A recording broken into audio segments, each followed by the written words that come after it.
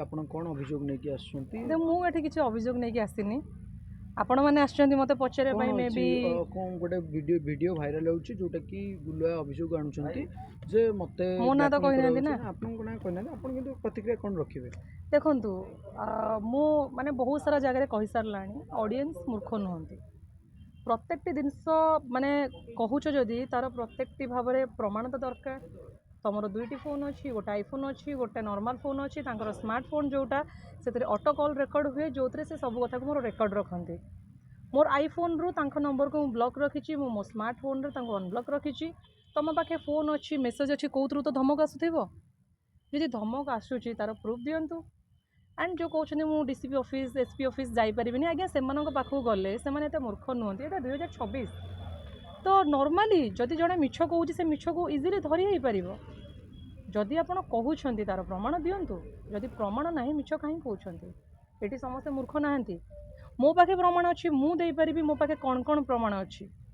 Hotel ଠାରୁ ଆରମ୍ଭ କରିକି ମନାଲି ପର୍ଯ୍ୟନ୍ତ କେଉଁ ଝିଅ ସାଥିରେ କ'ଣ କରିଛ ସେ ପ୍ରମାଣ ରଖିଛି। ଆଜ୍ଞା ମୁଁ ଗୋଟେ ଝିଅ, ମୁଁ ଆଜିକି ବର୍ଷେ ହେଲାଣି କ'ଣ ପାଇଁ ଚୁପ୍ ଥିଲି? ମୁଁ ଯଦି ଏବେ ସୋସିଆଲ ମିଡ଼ିଆରେ କିଛି ପୋଷ୍ଟ କରୁଛି ମୋତେ ସେଠିକି ବାଧିଛି ବୋଲି ମୁଁ ପୋଷ୍ଟ କରୁଛି। ମୁଁ ଲାଷ୍ଟ 1 ଇୟର୍ ହେବ ମୁଁ ସାଇଲେଣ୍ଟ ଥିଲି। କ'ଣ ପାଇଁ? ମୁଁ ଚାହୁଁନଥିଲି ମୁଁ ଏଇ ମାନେ ମିଡ଼ିଆ ଡାକି ଏସବୁ ଆପଣମାନେ ଆସିଛନ୍ତି, ମୁଁ କାହାକୁ ଡାକିନି ଏଠିକି। ମୁଁ ଏସବୁ ଡାକିକି ମୁଁ କେବେ ବି ପାଲା କରିନଥାନ୍ତି। ମୁଁ ଗୋଟେ ବର୍ଷ ପୂର୍ବରୁ ସାଇଲେଣ୍ଟ ଥିଲି। ମୁଁ ଭାବୁଥିଲି ସବୁ, ଯେତେବେଳେ ମୋତେ ଘରୁ ବିଦା କରାଗଲା ମୁଁ ଭାବିଥିଲି ନାଇଁ ମୋ ମ୍ୟାଟରକୁ 2 ମାସ ଭିତରେ ସର୍ଟ ଆଉଟ୍ ହେଇଯିବ, କିନ୍ତୁ ମୋ 2 ମାସ ଭିତରେ ମୋ ମ୍ୟାଟର ସର୍ଟ ଆଉଟ୍ କରିଲେନି। ତାଙ୍କ ବାପା କହିଥିଲେ ମୁଁ 2 ମାସ ଭିତରେ ମୁଁ ସବୁ ଠିକ୍ଠାକ୍ କରିଦେବି, କିନ୍ତୁ 2 ମାସ ଭିତରେ କିଛି ବି ଠିକ୍ଠାକ୍ ହେଇନଥିଲା। ମୁଁ ଭାବିଥିଲି ଯେ ସିଏ ମୋତେ ଆସିକି ଭୁଲ ମାଗିକି ନେଇଯିବେ, ଯେ ମୁଁ ଯାହା କରିଛି ଭୁଲ କରିଛି, କିନ୍ତୁ ସେ ଭୁଲ ମାନିନଥିଲେ। ଏବେ ଯେଉଁ ଭିଡ଼ିଓ କରିଦେଲେ ଠାକୁର ଘରେ କିଏ, ମୁଁ କଦଳୀ ଖାଇନି, କେହି କିଛି ଧମକ ଦେଇନାହାନ୍ତି। ବାସ୍ ମୋର ଗୋଟେ ଛୋଟ ପୋଷ୍ଟରୁ ନା ଆରମ୍ଭ ହେଇଗଲା। ଆଉ ଯେଉଁଟା ମୁଁ ଜାଣିଛି ସତ, ମୁଁ ଅଲଗା ହେଇନି। ତୁମେ ଝିଅ ଖୋଜି ଦେଉଛ ବାହାଘର ପାଇଁ। ତମେ ଘରେ ଯେଉଁ ଷ୍ଟାଫ୍ ରଖିଛ ସେ ତୁମ ପାଇଁ ଝିଅ ଖୋଜୁଛନ୍ତି ବାହାଘର ପାଇଁ। ମୁଁ ଗୋଟେ ସ୍ତ୍ରୀ, ମୁଁ କେମିତି ସହିପାରିବି? ଯେତେବେଳେ ଆଜ୍ଞା ଆଜ୍ଞା ଆଜ୍ଞା ବହୁତ ପଇସା ହେଇଗଲା, ମେ ବି ବହୁତ ନାଁ ହେଇଗଲା, ମେ ବି ବହୁତ ଇଗୋ ହେଇଗଲା, ମେ ବି ସେଇଟା ତ ମୁଁ ଜାଣିନି। ମୁଁ ବି ପ୍ରଶ୍ନ କରୁଛି, ମୋର ବି ଆନ୍ସର୍ ଦରକାର। ଏମିତି କ'ଣ ହେଇଗଲା? ଏମିତି କେଉଁ ଜିନିଷର ଅଭାବ ରହିଗଲା ଯେଉଁଥିପାଇଁ ଆମେ ଏକ୍ସଟ୍ରା ମ୍ୟାରିଟାଲ୍ ଆଫେୟାର୍ କଲେ? ଆଉ ଆଜି ଯଦି ବି କିଛି ପ୍ରୋବ୍ଲେମ୍ ହେଇଛି ନା, ଓନ୍ଲି ଏକ୍ସଟ୍ରା ମ୍ୟାରିଟାଲ୍ ଆଫେୟାର୍ ପାଇଁ। ଠିକ୍ ଅଛି, ଆମ ଆଇନ ଆମକୁ ଲିଗାଲାଇଜ୍ କରିଦେଇଛି, ଏକ୍ସଟ୍ରା ମ୍ୟାରିଟାଲ୍ ଆଫେୟାର୍ କରିବ। ଜଣକୁ ଛାଡ଼ି ଦିଅ ନା। ମୋତେ ଘରୁ ବିଦା କରିଦେଲ, ମୋତେ ଘରୁ ବାହାର କରିଦେଲ, ମୋର କିଛି ସର୍ଟ ଆଉଟ୍ କଲନି, କିନ୍ତୁ ତୁମେ ଝିଅ ଖୋଜିବା ଆରମ୍ଭ କରିଦେଲ। ଆଜ୍ଞା ନ୍ୟୁଜ୍ରେ ଏବେ ଗୋଟେ ବାଇଟ୍ ବି ଆସିଥିଲା, ଜଣେ ଫେମସ୍। ମୁଁ ସୁନ୍ଦର ନୁହଁ ଆଜ୍ଞା, ମୁଁ ଅସୁନ୍ଦର। ନାଇଁ ସେ ଜାଣିପାରିନଥିଲେ। ମୁଁ ଏବେ ବି କ୍ୱେଶ୍ଚିନ୍ କଲେ ତାଙ୍କ ପାଖେ ଆନ୍ସର୍ ନାହିଁ। ମୁଁ ଅସୁନ୍ଦର ଆଜ୍ଞା। ପୋଲିସଙ୍କ ଆଗରେ ବି ସେ କହିଛନ୍ତି ମୁଁ ଛକାଙ୍କ ଭଳି ଦେଖିବାକୁ। ଆମେ ଯେତିକି ଜାଣିଛୁ ଆପଣଙ୍କ ଲଭ୍ ମ୍ୟାରେଜ୍ ଥିଲା। ଆଜ୍ଞା ଲଭ୍ ମ୍ୟାରେଜ୍ କରିକିରି ବାହା ହେଇଥିଲେ। ଆଜ୍ଞା। ସେତେବେଳେ ବି ସେ ଆପଣ ଲଭ୍ ବେଳେ ବି ତ ଦେଖିଥିବେ ଯେ ନାଇଁ ସେତେବେଳେ ମୁଁ ବୋଧେ ସୁନ୍ଦର ଲାଗୁଥିଲି, ମ୍ୟାରେଜ୍ ପରେ ବୋଧେ ମୁଁ ପୁରୁଣା ଲାଗିଲି। ଧନ ଲୋଭ ଦେଖନ୍ତୁ, ମାନେ ଯେହେତୁ ସେ ଧୀରେ ଧୀରେ ଆମେ ଗ୍ରୋଥ୍ କଲୁ, ଧୀରେ ଧୀରେ ସେ ବାହାରକୁ ଗଲେ, ବାହାରେ ଭଲ ଭଲ ଝିଅଙ୍କ ସାଥିରେ କାମ କଲେ। ମୁଁ ଟିକେ କଲର୍ କମ୍, ସେ ଟିକେ ଗୋରା ଗୋରା ଝିଅ ଦେଖିଲେ, ମେ ବି ତାଙ୍କୁ ସେ ଝିଅ ଭଲ ଲାଗିଲେ, ଭାବିଥିବେ ନାଇଁ ଗୋଟେ ସୁନ୍ଦର ଝିଅକୁ ବାହା। ଇନଫ୍ୟାକ୍ଟ ସେ ମୋତେ ବି କହିଛନ୍ତି ମୁଁ ତୋ ସାଥିରେ ଫଟୋ ଉଠାଇକି ପୋଷ୍ଟ କରିପାରୁନି, ତୁ ସୁନ୍ଦର ନୁହଁ। ଏଇଟା ମାନେ ମୁଁ କହୁଛି, ସିଏ ବି ଜାଣିଛନ୍ତି ଏଇଟା ସତ କି ମିଛ। ଏଇ କିଛି ଦିନର ଏଇ କଥାଟାକୁ ମୁଁ ରେକର୍ଡ଼ ବି ରଖିଛି।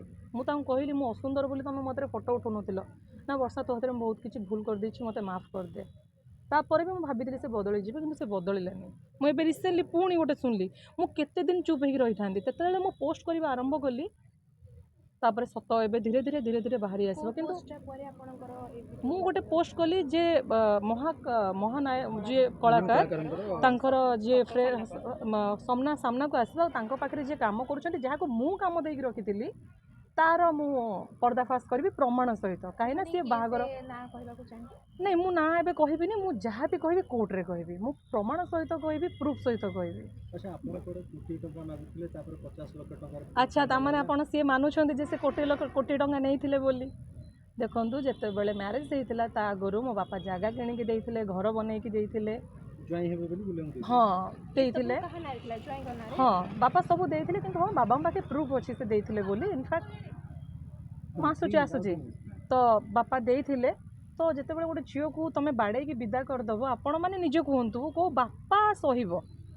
ତ तो सी कहबे ना मो पैसा मते फेरे दे मु बहुत माड़ खाई आज्ञा मु बहुत माड़ खाई हम सब पिला आगे माड़ खाई नहीं बहुत सारा डिस्टर्बेंस है बहुत सारा प्रॉब्लम्स है मु सब कथा तो शेयर करि परिबिनी बट जते कि जेहेतु आपण तांका संगे लव रे थिले आपण जानिथिबे केमिति मଣିଷ देखो समस्ते एबे मते बहुत सारा कमेंट्स आसुचे आपण थरे सुजोग दियंतु आपण मिसिकी सबुतक समाधान कर दियंतु मु गोटे थर सुजोग देइथिली जोथि पई नाम नेली मु जदि मैरिज पूर्व से सुजोगटा दे न थांती हुए तो मो साथे एते प्रॉब्लम हे न थांता मो सुजोग दे देली सेति पई मो साथे प्रॉब्लम हेछि आ मोर जहाँ भी कथा मु जहाँ भी प्रूफ जेति कि झियोंकर प्रूफ रखिछि मु सबुर प्रूफ कोर्ट रे देबे।